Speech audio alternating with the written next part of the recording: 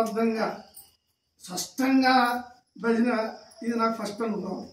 ఇదేనంటే భజనలో చూసాను కానీ స్పష్టంగా ఉంది, క్రమబద్ధంగా ఉంది. పెట్టుకుంటూ చూడండి. పార్వతీ పరమేశ్వర ప్రకాశాన్ని చూస్తున్నాను. ప్రకాశాన్ని పార్వతీ పరమేశ్వరుడు అనుకుంటున్నాను.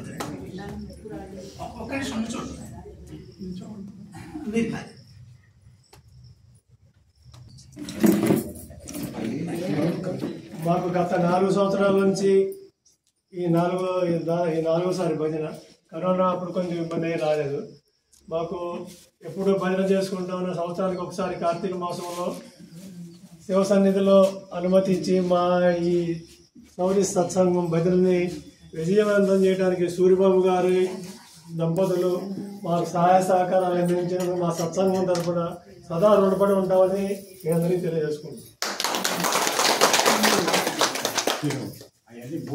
అర్ధరాత్రి వచ్చిన కాబట్టి ప్రతి పౌర్ణానికి భజనకు వచ్చిన ఎవరికి ఖర్చు లేకుండా మీకు ఇక్కడ ఏ విధమైన ఖర్చు లేకుండా ఏర్పాటు చేయడానికి ఈశ్వరుడు సదా ఆయన భజన మాత్రం చేయలేడండి. ఈశ్వరుడు మామూలు వాళ్ళందరికీ చేసే ఆయన పేరు మీద భజన చేస్తున్నప్పుడు ఏం చేయకుండా ఉండగలరా? అసలే ఉబ్బులింగడు మాలాశంకరుడు. ప్రతి నెల పౌర్ణమికి వచ్చేసిన సంతోషం.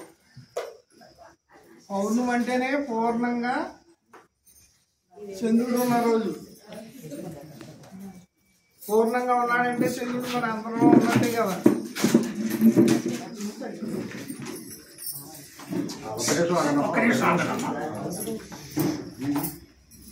అందరికీ చిన్న విన్నపము. ఈ సందర్భంగా ఈయన కూడా మన సత్సంగ సభ్యుడు అంటే హైదరాబాద్ నివాసి రామకృష్ణ మఠం వాళ్ళు మన ఆదిశంకరాచార్య గారి చివరి రచన సాధనా పంచమని చేశారు. ఒక 50 పుస్తకాలు తెచ్చారు, అందరికి ఇద్దామని. దానికి మీకు కూడా ఒకటి బహుకరిస్తున్నారు.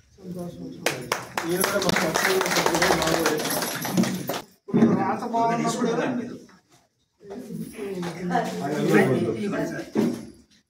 ఏంటంటే కానీ ఒక స్వామి రాసిన భగవద్గీత శ్లోకాలన్నీ పక్కన పెట్టి ప్రశ్న జవాబుల కింద రాయడం జరిగింది.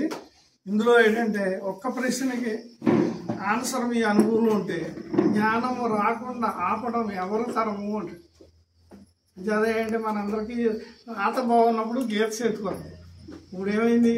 అరుణాచలేశ్వరుని స్మరించినంతలోనే ఆయన సీక్రెట్ జ్ఞానం ప్రకాశాన్ని ఇచ్చేది. ఇప్పుడు ఇందులో ఉన్నది రాత అదే విషయాన్ని చెప్తాడు కాబట్టి తీసుకుని అందరూ